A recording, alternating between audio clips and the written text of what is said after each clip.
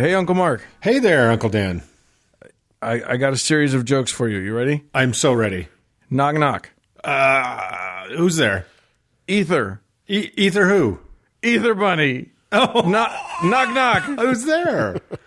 Samoa. Samoa who? Samoa Ether Bunnies.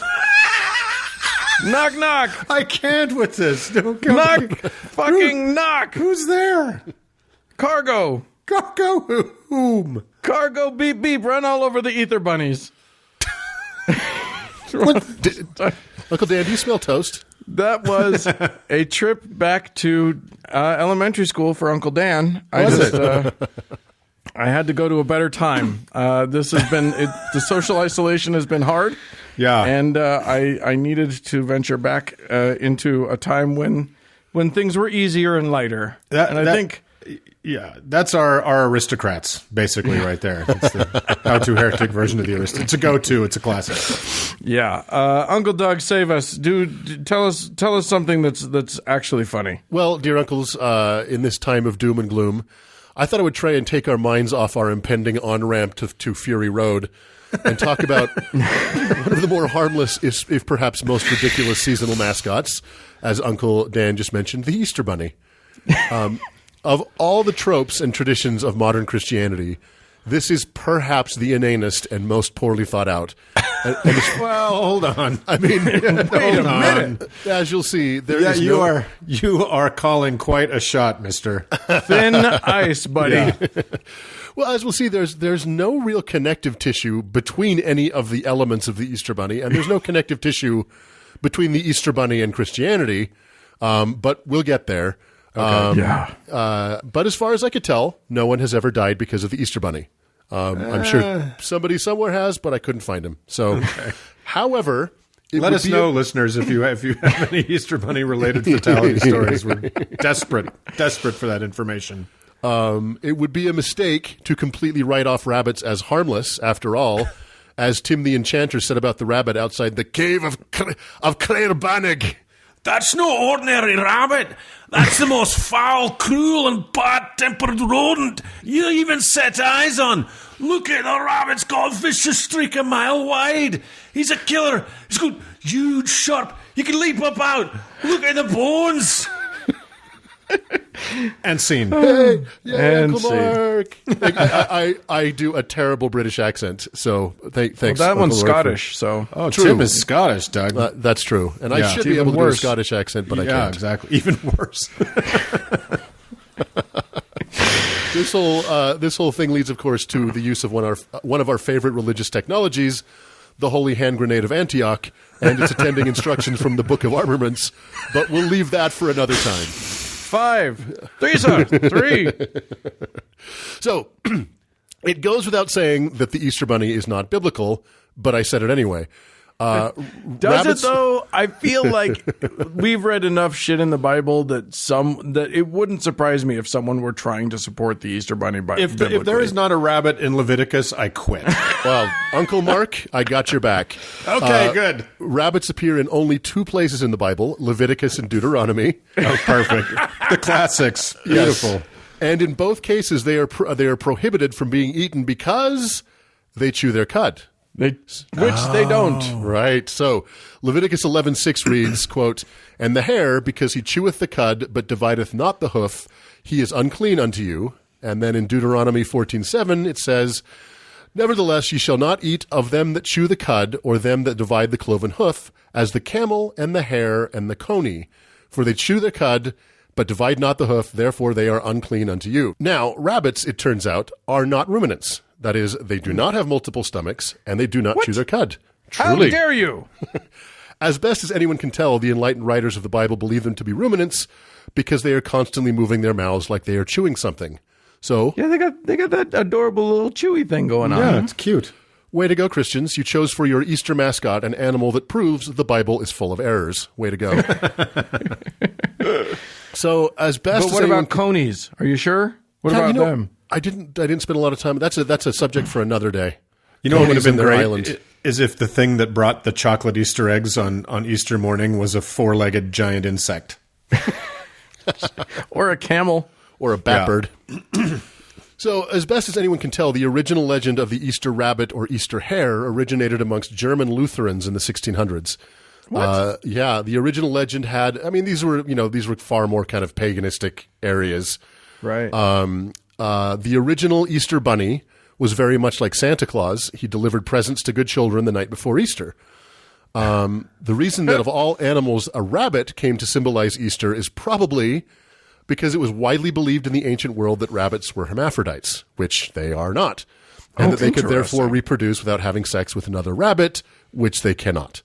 Right. This belief was so widespread in the ancient world that it was even believed by the likes of Pliny and Plutarch. So it could be that the idea of virgin they never birth... saw two rabbits fucking? Like, I know. The metaphor for out-of-control breeding is rabbits. Well, Yeah, I know. But the thing is that two rabbits fight. I don't know if you guys have actually seen it. It takes 0.2 seconds. So, like, it could just look like they just jumped on each other and jumped off. That's why they called me the rabbit in high school. what have you been Googling, Dan, these days? Quarantine. Coney sex. It's hot. Coney It's kinda 20. sexy. 20. That's right. Oh, God. So it could be the idea of virgin birth is the connection between rabbits and Jesus. No one's sure about that, but that seems to be somewhat prevailing thinking. It's not to do with the fact that, like, in springtime is when you see a bunch of bunnies start coming out. Everything that has to do with the resurrection has to do with springtime. So the color green and absolutely. Eggs, which we'll talk about. As for eggs have been a symbol of fertility going back to before the time of Christ for obvious reasons. However, eggs did become a symbol for rebirth and therefore the resurrection of Jesus as early as the 1st century. Yeah. Because after 3 days, he came out of his egg, Dan. I just don't like it. Okay, draw that line for me. I got nothing. I mean, it's just, you have an inanimate object and a chicken bursts out of it. I mean, And Mary was oviviparous. I don't think there's any dispute about that. It says so in Matthew. Yeah. So eggs were prohibited during Lent, so early Christian children would go door to door begging for eggs on the Saturday before Lent began because everything in history sucked. The tradition of coloring or decorating eggs is harder to pin down, but it was the German Protestants who began what we would consider the modern custom of decorating eggs. To this day, many Eastern Orthodox Christians dye their eggs red, representing the blood of Jesus that he spilled on the cross. I know, right? Everybody loves a good bloody egg. I know. Red egg.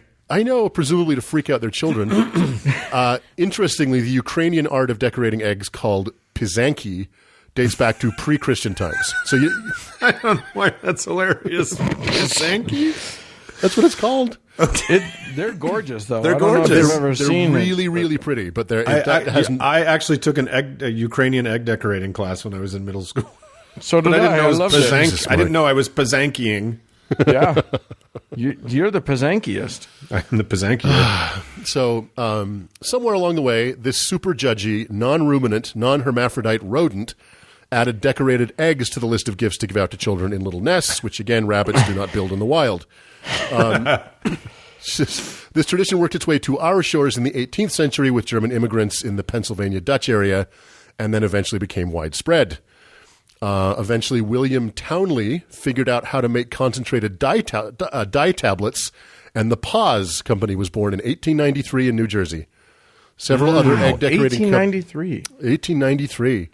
So several other egg decorating companies have come and gone, but none have ever surpassed Paws. For as Patton Oswalt said when talking about Easter, you went to Paws or you went to hell. So.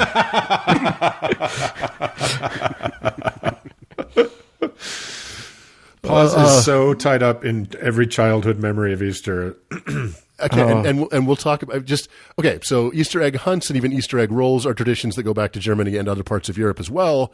And if you can explain the logic of either of those things, I'm all ears. And as if this holiday were not random and bizarre enough, in 1953, Sam Bourne in Bethlehem, Pennsylvania, figured out how to squirt colored marshmallow goo into a vaguely avian form, and Just Born Candy Company was born. These weird confections called, of course, Peeps, went into mass production and for some completely unknown reason became the unofficial candy of Easter. It is a known fact that those are actually just enchanted baby quail. Everybody knows that. Everybody knows that. I think that's how drag queens are. That's like pupil drag queen. is a little peep. And then it Look at turns the into color a of fabulous queen later in life. So, in the intervening years, Just Born has introduced many colors of Peeps and even other shapes, including bunnies, and have tried to make their candy sell year-round, but it's this time of year when they make the lion's share of their money. Yeah. So there's not too much more to it than that.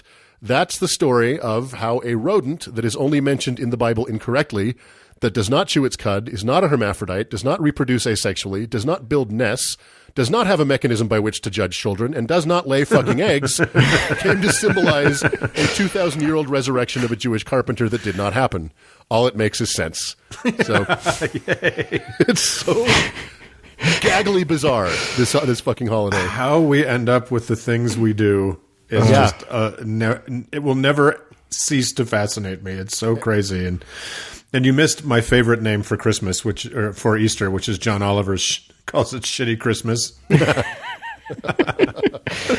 Well, and here's what I find most interesting about the Easter Bunny is even though very small children certainly believe in him because their parents tell them to, no one really takes the Easter Bunny at all seriously. Like it is such a completely pro forma activity to I got to do the Easter Bunny thing.